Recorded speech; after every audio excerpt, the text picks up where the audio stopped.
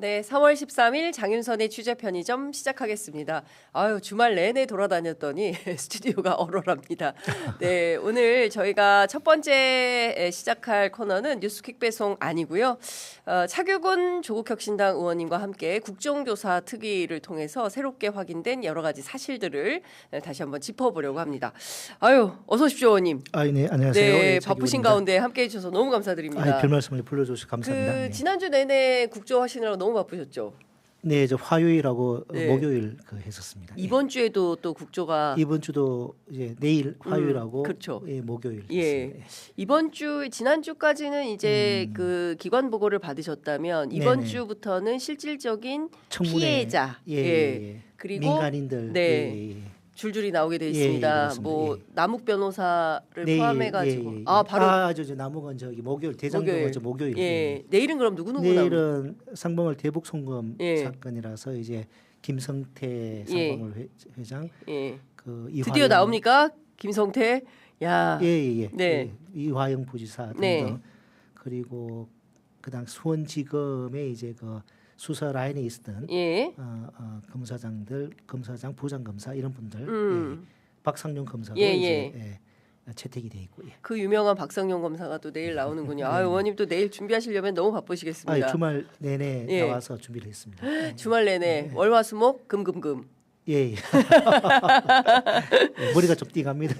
예. 그러니까요. 저희도 지난 주말 내내 뭐 강원도로 그리고 또 경남 창원으로 뭐 이렇게 돌아다녔었는데 저희는 이제 지방선거 기획 때문에 다녔던 거고요. 의원님께서 이제 국조 활동하시느라고 한 건데 지금 보면 그동안 검찰의 수사 기법이 어떠했는가가 고스란히 드러났습니다. 특히 이제 의원님께서 엄청나게 검사 출신들을 세게 그리고 감사위원들 몰아붙이는 장면 굉장히 화제가 많이 됐던 것 같은데요. 한 주간 기관 보고 받으시면서 의원님께서 좀 가슴에 남는 한 가지가 있다면 이거다. 어떤 겁니까? 정말 수사 기소 분리가 정말 잘 됐다. 예. 큰일 날 뻔했다 안 했으면. 계속 이런 행태들이 반복될 뻔했는데 수사 기소 독점이 됐기 때문에 이런 무리수들이 일어났다라는 사실 다시 한번 확인할 수 있었습니다. 사실 의원님 같은 경우에는 김학의 사건의 피해자시기도 하시지 않습니까? 제 사건도 정말 비슷하다라는 생각이 들었어요. 그때도 이제 프레임을 미리 설정을 하고 자기 프레임에 맞게 이제 수사를 한 거죠. 나중에 기록을 입수해서 보면은 자기 프레임에 반하는 대검의 내부 보고서가 나오더라도 그걸 또 반박하는 이 보고서를 써요. 근데 그게 나중에 다 재판에서는 그냥 다 배척이 돼 버리거든요. 그러니까 일단 프레임을 설정하고 무조건 오로지 기소만을 위해서 취사 선택을 하는 거죠. 객관 의무 이런 거 없습니다. 그냥 기소만이 이분들한테는 진리고 답이었던 거죠. 지금 생각해 보면 그때 소위 얘기하는 윤석열 특수수사팀 이쪽은 사냥을 한다. 인간 사냥. 이게 수사가 아니라 사냥이다. 신정아 씨 사건 우리가 다 기억하고 있죠. 변양균 신정아. 그러니까 이게 되게 오래된 거예요. 최소 20년 이상 이렇게 이런 수사 기법으로 노무현 전 대통령, 한명숙 전 총리, 조국 대표, 그리고 또 차규근 의원님, 그리고 최근에 이상방울 대북 송금 이화영 부지사, 그리고 이재명 대통령에 이르기까지 주요한 핵심 뭐라고 되는 깃발 같은 거 해당하는 사람들에 대해서는 모욕 주고 자기들이 원하는 방식의 수사 결론이 나올 때까지는 끝까지 괴롭히는 방식으로 이렇게 이 현대판 고문 아닙니까? 맞습니다. 남욱 같은 경우도 100번 넘게 조사를 했다는 거죠. 100번 넘게. 그리고 이번에 또 남욱이죠. 왜 지난주에 이제 당시 구치감. 정일권 정일권 검사 부장검사가 아이들 사진 보여주고 인도적 견제에서 못 보지 오래됐으니까 저는 진짜 그걸 제가 너무 화가 나더라고요. 그건 진짜 심리 고문입니다. 아니 갇혀 있는 아버지한테 언제 나갈지도 모르고 이러저러한 심리적 압박이 강한 가운데 물론 본인도 피고 본인도 변호사이긴 합니다만 검사에 의해서 신체가 구금되어 있는 가운데 네. 아이들 사진을 보여주면 심리가 안정이 되겠습니까? 더 불안해지겠습니까? 그러면서 무슨 장기를 도려내는 방식이 네. 있고 뭐 이런 얘기를 하면 사람이 자기는 사람 아닌가? 라는 생각이 들더라고요. 정일권 검사 어떻게 그런 말을 할 수 있을까요? 국정조사장에서. 근데 그게 비단 정일권 검사, 부장검사뿐만 아니라 예. 그 검찰 일반적으로 이 자기들 이렇게 성과를 내야 되고 위에서는 계속 쪼오고 자기들은 또 설정한 프레임이 있기 때문에 네. 오로지 절대 선은 자백이고 기소거든요. 그런데 무리수를 계속 뚫을 수밖에 없었던 거죠. 예. 그러니까 지금 생각해 보면 지금까지 있었던 소위 조작 기소들이 어떤 형태로 진행이 되어 왔는가, 그리고 그 어떤 최말단이라고 해야 됩니까? 예, 자기를 주 타겟. 예. 그러니까 최말단에는 바로 박상용 검사가 있었던 거고, 예. 그리고 이 박상용 검사를 중심으로 해서 윗선으로 쭉 올라가면 이게 어디까지 간다고? 그 윤석열이죠, 뭐. 결국에는 내란숙의 그리고 윤석열. 그 위에 이제 김건희가 있었고. 그러니까요. 윤석열 위에 네네. 김건희 VJ로. 그러니까 결국에는 이 내란의 기획자가 누구인지 이번 국정조사를 통해서는 확실히 못 밝히겠지만 2차 종합특검을 통해서는 밝혀야 된다라는 얘기가 쌍방울 사건 같은 경우도 이창현이라는 검찰 수사관이 이창현. 이제 윤석열과 같이 검찰 시절 때 밑에 이제 수사관으로 근무했던 분인데 이분이 이제 2022년 정권 바뀌고 7월 4일에 국정원에 자리 하나 만들어서 와요. 그리고 10일 후 7월 14일부터 한 3, 4주 정도 동안 TF를 가동합니다. 쌍방울 관련되는 이런 그 대북 관련되는 것 갖다 점검하는 현안 TF를 가동을 합니다.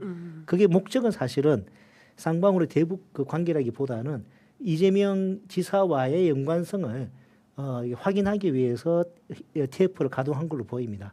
그런데 3, 4주 정도 TF 가동하고 보고서를 만들었습니다.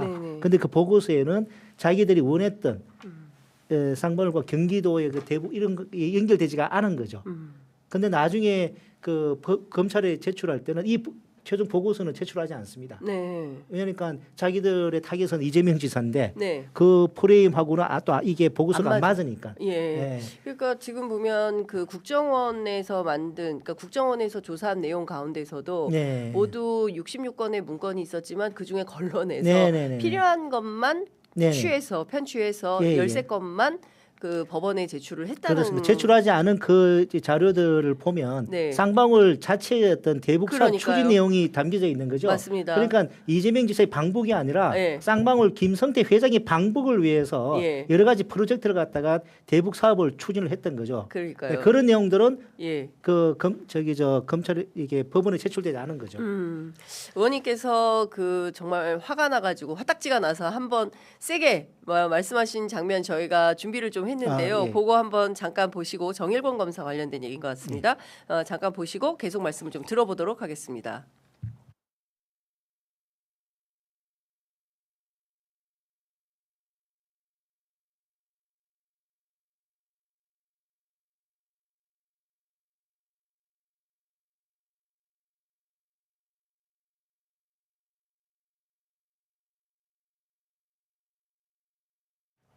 아이고 저희 그 주말 사이에 힘들어서 그런지 소리가 안 나와가지고 저희가 여러분들 청취하시는데 불편을 드려서 너무나 송구합니다. 설명 잠깐만 해주세요, 의원님. 저 장면은 제가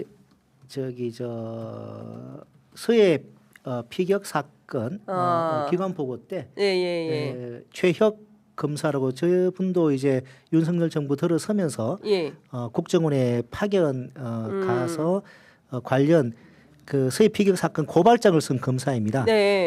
그때 이제 그 서해 피격 사건 관련한 점검을 한 다음에 그 국정원장 지시를 받고 고발장을 썼는데 최근에 이제 국정원에서 그 당시 상황에 대한 특별 점검 감찰을 했는데 그 당시에도 이 해당되는 그 보안 자료들이 폐기돼 삭제된 것이 아니라 여전히 보존 조치가 돼 있다. 그런 걸 진술을 했다. 그 당시 최혁 검사 그 TF 팀에도 진술을 했다라는 국정원 직원들의 진술이 이번에 이제 확인됐습니다. 네. 그 제가 이제 최혁 검사한테 물었죠. 이번에 특별 점검 결과에 의하면은 그 당시 TF 팀 활동할 때 국정원 직원들이 이게 삭제된 것이 아니라 보존 조치가 됐다는 그 삭제가 아니란 취지의 그런 진술이 있었다는데 왜 그런 진술이 있었음에도 불구하고 고발을 했냐라고 하니까 자기는 그런 진술을 들은 적이 없다는 겁니다.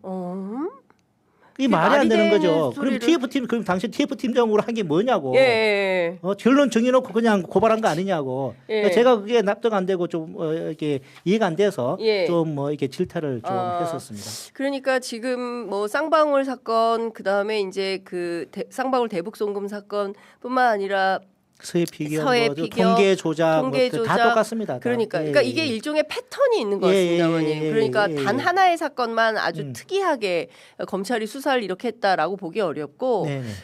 근데 저는 이번 국정조사 가운데 눈에 띄는 것은 검찰뿐만 아니라 감사원도 그렇고요. 그 권력기관들이 범했던 행태들이 대체로 유사성이 있는 것 같다. 그러니까 어떤 그 공격 대상을 정해놓고 여기에 꿰맞추기 감사, 꿰맞추기 수사 이런 것들을 하고 있었던 것은 아닌가? 맞습니다. 라는 의심을 하게 됩니다. 제가 이번에 그 자료를 보면서 놀랐던 것이 그 압수된 자료에 이 자기들 설정한 프레임과 반하는 어떤 카톡 대화 내용이 있으면 그걸 해당되는 부분을 삭제를 하고 이 증거로 제출한 활용한 그런 정황이 있는 겁니다. 네. 그래서 그걸 제가 포착을 해서 대전지검 그 통계 조작 사건 검사들과 그 감사원에서 감사한 감사관들을 세워놓고 이 부분 삭제된 걸 관련해서 누가 삭제했는지 제가 물었습니다. 검사들 자기들 삭제한 게 아니라 그러고 감사원도 아니라 그랬는데 분명히 있습니다. 그 부분은 그거 말고도 이 삭제한 게 또 정황이 더 있습니다. 명백한 이거 증거 조작이고 이 위조입니다. 이 부분들은 향후에 뭐 특검 등의 수사를 통해서 반드시 밝혀내 가지고 엄벌을 쳐야 됩니다.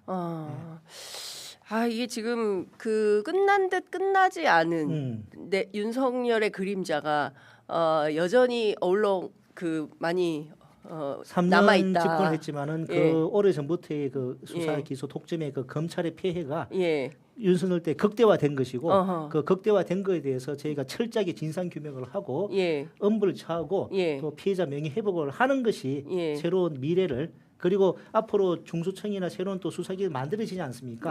이쪽에도 그 교훈을 주는 거죠. 새로운 수사기관 당신들도 과거에 검찰이 했던 이런 짓 하면 안 된다. 그런 어떤 명징한 교훈을 주는 차원에서라도 국정조사가 필요한 것이고 향후에 국정조사 이후에도 수사가 필요한 것입니다.